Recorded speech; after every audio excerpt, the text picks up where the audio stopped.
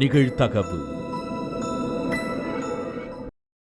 கும்பமேளாவுக்கு ஜோடியாக சென்ற தம்பதி கூட்ட நெரிசலில் மனைவி காணாமல் போய்விட்டதாக கூறிய கணவன், பதறியடித்துக் கொண்டு அம்மாவை தேடி அலைந்த மகன்களுக்கு காத்திருந்த பேரதிர்ச்சி.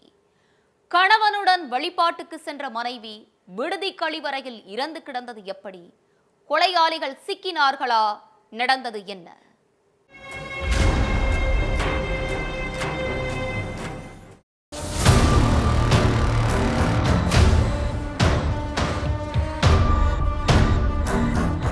கும்பமேளாவுக்கு போன அப்பாவையும் அம்மாவையும் இன்னும் காணுமேன்னு நினைச்சு மகன்கள் ஆஷிஷும் அஸ்வினும் டெல்லி திருலோக்புரியில உள்ள வீட்டுல காத்துட்டு இருந்திருக்காங்க. அப்போ அப்பா அசோக் குமார் மட்டும் தனியா வீட்டுக்கு வந்திருக்காரு. என்னப்பா நீங்க மட்டும் வரீங்க, அம்மா எங்கன்னு கேட்டிருக்காங்க மகன்கள்.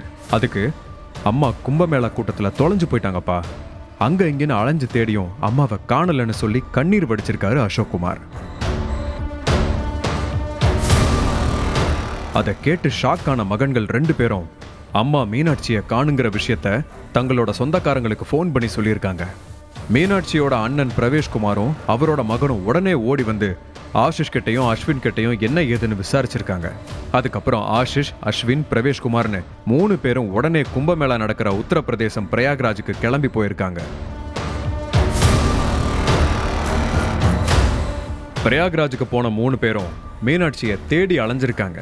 ஆனா எங்க தேடியும் அவங்க கிடைக்கவே இல்லை.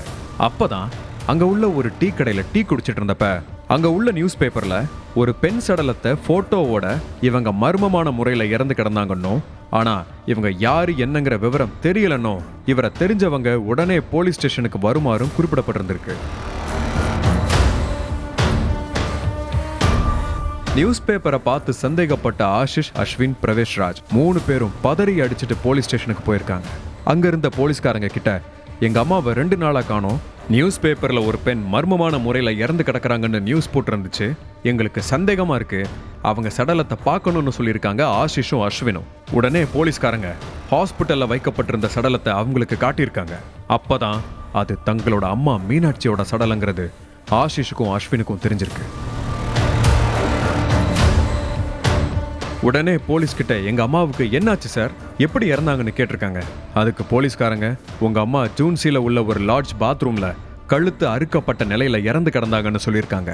அடுத்து உங்க அம்மா எப்படி பிரயாக்ராஜுக்கு வந்தாங்க, என்ன ஏதுன்னு போலீஸ் விசாரிச்சிருக்காங்க. எங்க அம்மா அப்பா கூட கும்பமேளாவுக்கு வந்தாங்க, ஆனா அம்மா கூட்டத்துல தொலைஞ்சு போயிட்டதா அப்பா வந்து சொன்னாங்கன்னு போலீஸ் கிட்ட சொல்லியிருக்காங்க ஆஷிஷும் அஸ்வினும்.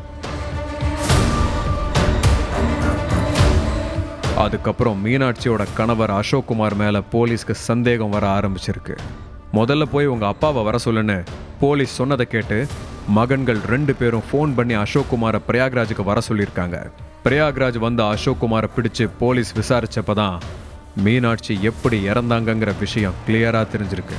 டெல்லி திருலோக்புரியில 48 வயசுள்ள அசோக் குமாரும் 40 வயசுள்ள மீனாட்சியும் தங்களோட 2 மகன்கள் கூட வாழ்ந்துட்டு இருந்திருக்காங்க. இதுக்கு நடுவுல அசோக் குமாருக்கும் இன்னொரு பெண்ணுக்கும் இடையில தகாத உறவு ஏற்பட்டிருக்கு. இந்த விஷயம் மனைவி மீனாட்சிக்கு தெரிஞ்சதும் கணவன் மனைவிக்குள்ள சண்டை வந்திருக்கு. தோளுக்கு மேல பசங்க வளர்ந்துட்டாங்க, இதெல்லாம் பசங்களுக்கு தெரிஞ்சா ரொம்ப அவமானமா போயிரும், வேண்டாத சகவாசத்தை நிறுத்திக்கோங்கன்னு அசோக் குமார் கிட்ட கெஞ்சி கதறி இருக்காங்க மீனாட்சி. ஆனா மனைவி சொல்றத கொஞ்சம் கூட பொருட்படுத்திக்காம அசோக் குமார் தன்னோட இஷ்டத்துக்கு இருந்திருக்காரு. இதனால 2 பேருக்கும் நடுவுல அடிக்கடி பூகம்பம் வெடிச்சிருக்கு. எப்ப பார்த்தாலும் நச்சரிச்சுக்கிட்டே இருக்காளே, பேசாம இவ கதையை முடிச்சிட வேண்டிதான்னு நினைச்சு மனைவி மீனாட்சியை கொல்றதுக்கு கிட்டத்தட்ட 3 மாசமாவே பிளான் பண்ணிட்டு இருந்திருக்காரு அசோக் குமார். கும்பமேளா தான் அதுக்கு சரியான இடம்னு முடிவு பண்ண அசோக் குமார் தன்னோட மனைவி கிட்ட பாசமா பேசுற மாதிரி பேசி கும்பமேளாவுக்கு போயிட்டு வந்தா எல்லா பிரச்சனையும் சரியாகிரும்னு சொல்லி பிரயாக்ராஜுக்கு கூப்பிட்டு வந்திருக்காரு. கணவன் மனைவி மட்டும் கடந்த 18ஆம் தேதி டெல்லியில இருந்து கிளம்பியிருக்காங்க. பசங்க 2 பேரும் வீட்டிலேயே தான் இருந்திருக்காங்க.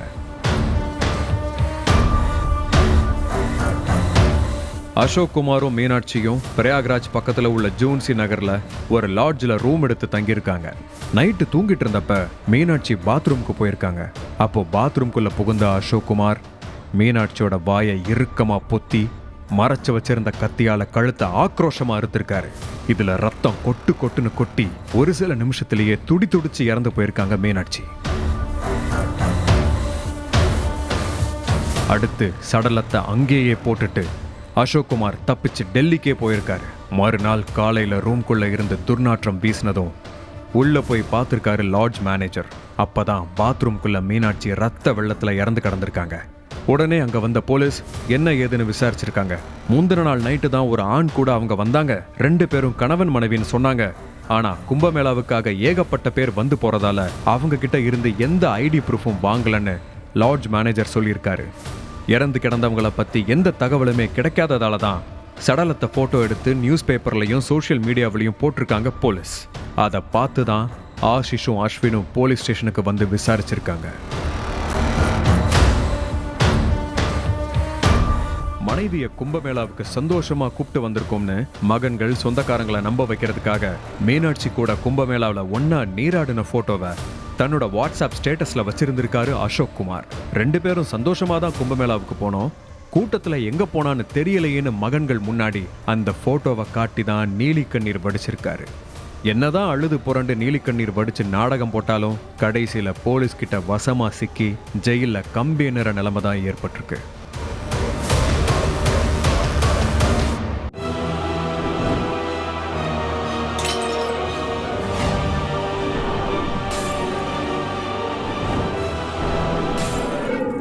நிகழ்தகவு